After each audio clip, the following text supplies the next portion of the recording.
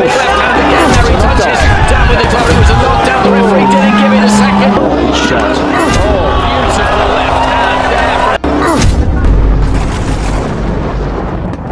Sa patuloy na pag-aabang ng mga boxing fans kung sino ang susunod na magiging world champion, ngayong 2025, hindi maikakailang si Miel Fajardo, kilala bilang silent assassin ng Philippine boxing na nagmula sa bayan ng mga matatapang sa Mindanao, sa San Francisco, Agusan del Sur.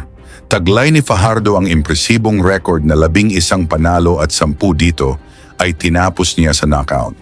Sa ngayon, ang kampo ni Fajardo ay nasa Tanzania upang harapin ang Tanzanian boxer na si Machanda Ioana, 18 na panalo, 6 na talo at 13 knockouts.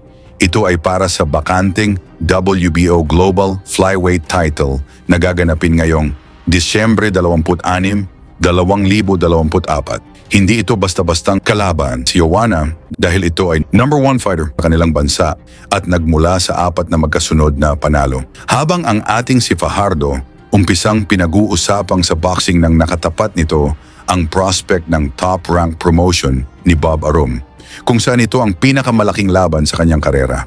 Nang tumulak ang kampo ni Fajardo papuntang Dubai, hinarap niya ang malaking hamon, ang undefeated top-rank prospect mula sa Argentina na si Agustin Mauro Gauto, kilala rin bilang El Avion. Ang Argentinian fighter ay may malinis na record na 17 panalo, 8 talo at 13 knockouts.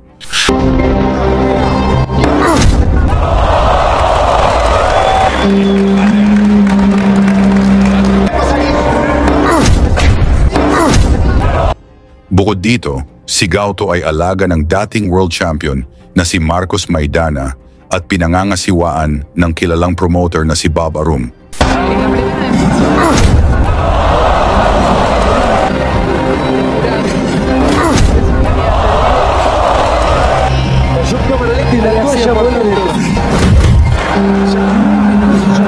Sa kabila ng bansag kay Fajardo bilang pampataba lamang sa record ni Gauto, buong tapang niyang hinarap ang laban. Si Gauto ay may hawak ng mga prestihiyosong titulo gaya ng South American Flyweight Champion, WBO Light Flyweight Champion, IBF Youth Light Flyweight Champion at WBO International Light Flyweight Champion.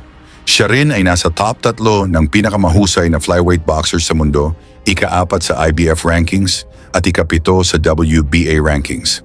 Noong gabi ng laban sa Duty Free Tennis Stadium sa Dubai, maraming nag-alangan sa kakayahan ng batang Pinoy at pinagtatawanan lang ito sa pagtawag ng kanyang pangalan.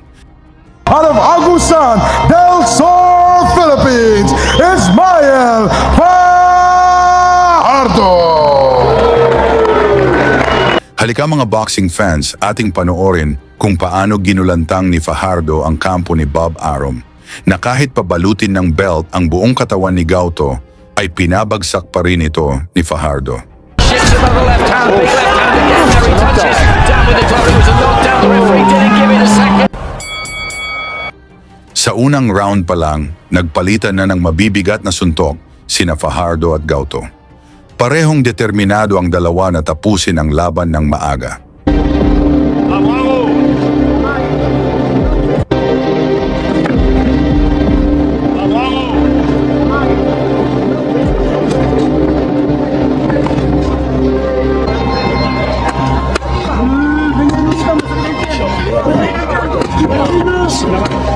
Left hook there, did as well with the second attack.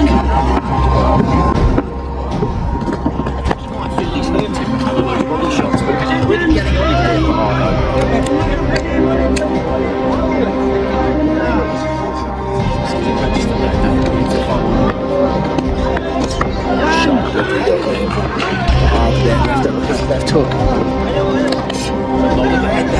They both landed at the same time. He's having a good opening round. Solid jab in there from Gauto. Do you think he got through solidly with one of those body shots? Yes, and particularly the second one for me. You're just going into the shot a bit, isn't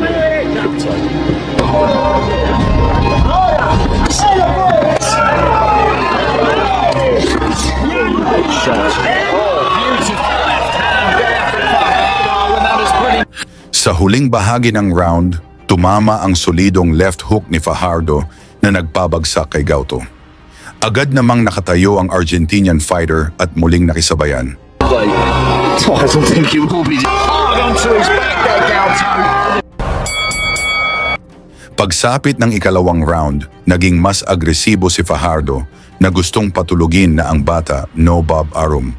On his knees, quite down to his knees. The gloves touched down as well, but Fajardo just got to get on top of him. Left hand again as he touches down with the glove. It was a knockdown. The referee didn't give it a second. Mula sa sunod-sunod ang malalakas na kaliwa ni Fajardo, muling nagpabagsak kay Gauto. Ngunit nagpakit din ito ng tapang. So fragile in there in the middle. That's the problem. He's letting his own hands go. He's showing a ton of bravery and heart in there, but every time he gets hit clean, he's going to go down, and he's going to get hit clean because he's wide open at times. What's the referee doing? That would. Well, the referee's giving him extra time there. He missed the knockdown. There was a touchdown with the glove which he missed, and then he was put down. They're just looking for that left hand. Every single time he can throw it, he is throwing it. Tipping low at the waist there. Touches down with the glove again, and that's another knockdown. There's been a long time. It's tremendous action, it really is. It is, it's superb. 1 minute 40. And how did you get round two? Shots. Another big left hand, and he's taking those two somehow. He's throwing back himself. He goes down to his knees. Exhaustion. Sa gitna ng matinding palitan ng suntok, napaluhod si Gauto. Pilit pa rin itong tumayo, ngunit bistadong hilo pa. The referee does count him this time. The corner are looking on there, the Argentinian corner. I don't really know how much more of this I would need to see. Sa pagkakataong iyon, pinakawalan ni Fajardo ang serye ng kanyang malalakas na kombinasyon, dahilan upang itigil ng referee ang laban. Nakuha ni Fajardo ang panalo via technical knockout. Tuluyang sinira ang plano ni Bob Arum para sa kanyang prospect na si Gauto. Tungkol naman sa pinakita ni Fajardo, may chance kaya itong mag-world champion. Pag-usapan na lang natin yan sa baba at suportahan na lang natin si Fajardo sa kanyang laban ngayong December 26, 2024. Lagi niyong sundan, huwag magpapahuli. Pag-usapan ni bakbakan, balita niya at laban. Mga Pinoy na di nagpapagapi. Salamat sa mga suporta na lagi nandyan.